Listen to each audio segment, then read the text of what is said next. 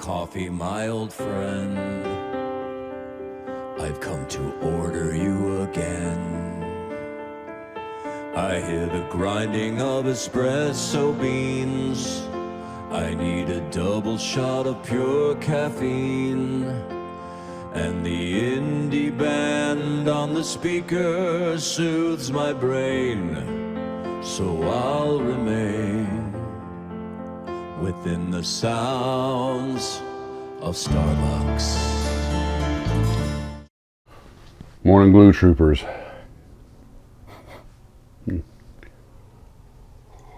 Oh yeah, that's the good stuff. You know, yesterday I was kind of ragging on Hawk models a little bit, and I got to thinking about that, and this kit definitely has some issues, like the guns that comes with the little gun barrels, and they're kind of pointed down. Just the way the piece fits on there, and I was like, well, you know, there's not that much detail to them, or this, or the fits, and I realized I was being just a little harsh on them. I mean, for Pete's sake, you realize that Hawk is America's oldest kit model company. They were actually making their first cellulose acetate models before World War II. They were playing with it around the same time the guys over at Frog were playing with theirs, and they, I think they earned the title they use oldest model aircraft company or kit model company in America. And I look at it and they tell you the details not that bad. I realize the panel lines are raised, which some people, raised panel lines, big deal. And they were trying to do something to offer you the ability to have the turtle back with the bubble or the Razorback version of the D model. And yes, there were Razorback models, D models of the Thunderbolt. There's no gun sight. There's not much cockpit detail. There is a cowling, an instrument panel decal. But when you really get right down to it, there's nothing wrong with this kit. The fit's not perfect or anything, but that could be said for a lot of kits. And as I recall, when testers bought them, the nice thing was they were never really as expensive as the other kits. So they're really, I was being a little harsh on them. They are what they are. It's like trying to compare an Aurora to a Revell or a Monogram or a Tamiya, or just that every company has their niche, and Hawk models are what Hawk models are, and there's really nothing wrong with them. They don't. There are a couple of them that have a little off on the shape. I have their F-104 that I made into. In fact, I got it right over there. I made it into a drone, as I recall. It didn't have a nose pitot, and I'm not sure, the nose might not have been just a little bit off, but it lacked some detail. But that doesn't mean it's not a good kit. There's a difference between it being a detailed kit, or I should say, there's a difference between it's not a good kit versus it's not a detailed kit, and everybody has their own standard. But for a lot of these things, there's nothing wrong with the kit. A few minor fit issues, but that's the nature of model building. So I think I was a little harsh on them, and they do have a lot of dihedral built into the wing, so that it looks good on that regard. So I think I might have been a little harsh. Now, having said that, of course, you compare that to the Airfix Hellcat, which I might finish up today, but this Airfix Hellcat is kind of ridiculously detailed and everything for such a small scale kit. I don't know if the rivets might be overscaled. That's probably just so you can see them. But there I go. So I'm like, oh, the rivets are overscaled, and it's just not. The canopy has a hint of a slightly out of alignment fit on top, but I'm thinking, for what these things cost and what they are, they're wonderful. I just need to quit complaining. The problem is the human eye has such acuity. We can pick up on so much. And when you're trying to make a steel mold to make an injection plastic kit, the fact they get it close as they did is just nothing short of a miracle. And I might add with this Hellcat, they had it set up so if you want to, you can have the canopy posed open, which is, again, pretty impressive. Sometimes I find myself picking these little nits and I'm like, you know what, back off, Max. They did a real good job. You got nothing to be complaining about.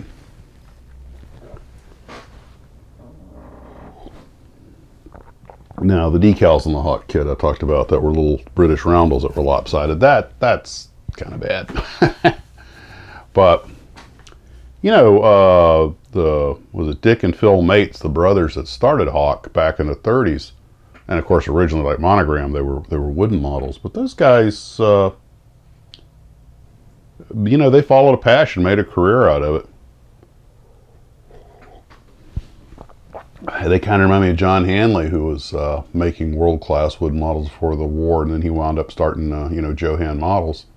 Of course, Hanley was making stuff for the auto industry, was already into injection molded plastics and everything, and then he got into models. Well, he got into making them as manufactured kit models later on after he was already established in the injection molding business. But still, we wouldn't have this hobby if it wasn't these guys and others like them that took a passion and made it into a business.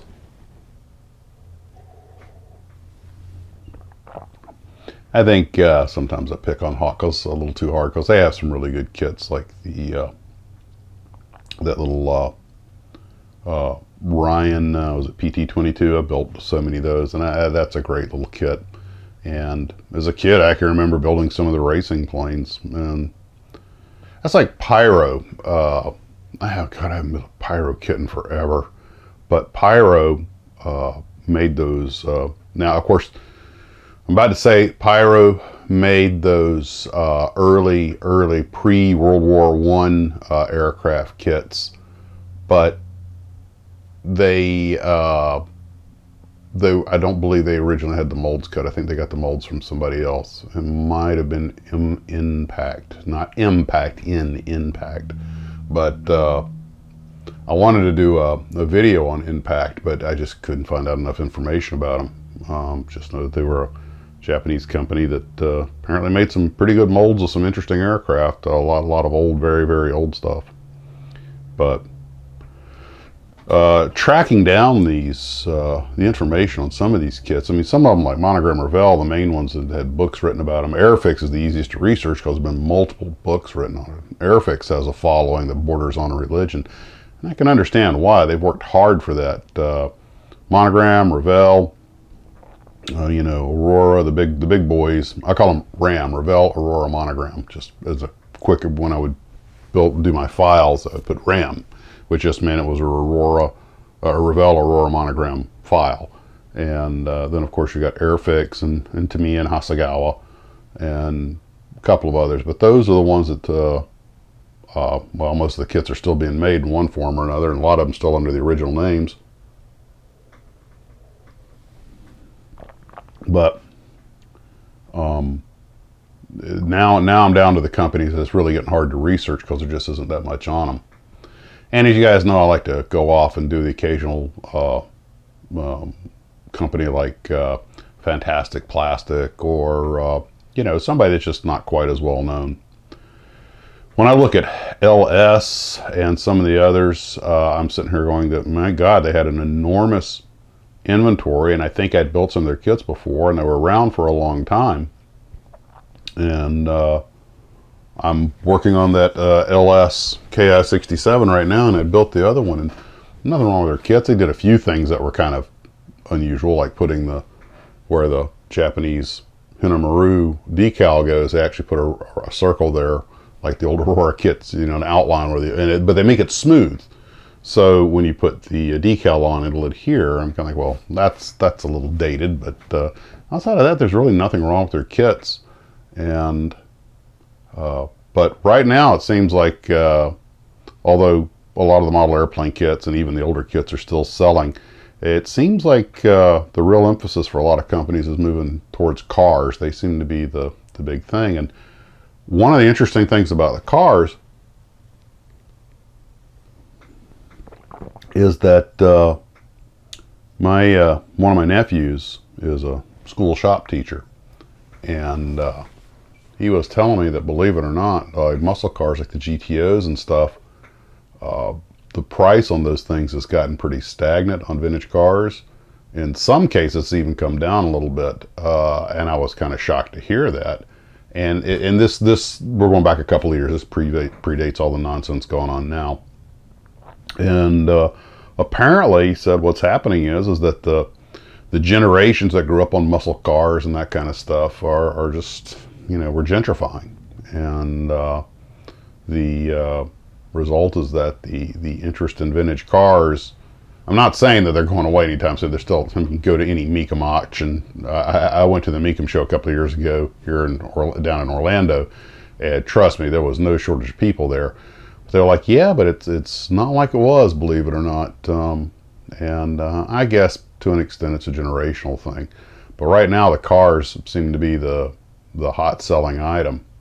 And so, but if of course, I'm only using chats with my local hobby shop as my anecdotal data, but according to the local hobby shop owner, though, kit models still make up a solid 20% of his business, and model tanks, model planes, the military and stuff still make up 40-45% of his kit model sales. So, and the rest would be cars and other stuff. And of course, sci-fi has its niche. So, there you go. And there's so many wonderful kits out there now. And it just spoils me when I build a new kit. I'm like, wow. But you know what? I had to be careful about that. I'm talking about on new molds, which is one reason I'm interested to try that Oldsmobile, because, new kits made on older molds are still made on older molds and have all the booger-boos that the old ones had, which is maybe kind of, sort of, a little bit of the charm. Well, that's all I got for today, guys. So I want to thank everyone for tuning in. Hope you're having a wonderful Monday. And time for me to get to modeling. All right, quit slacking.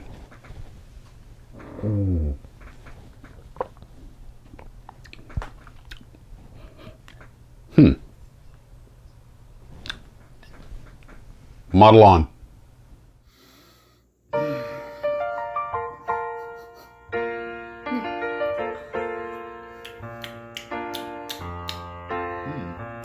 Tastes fishy.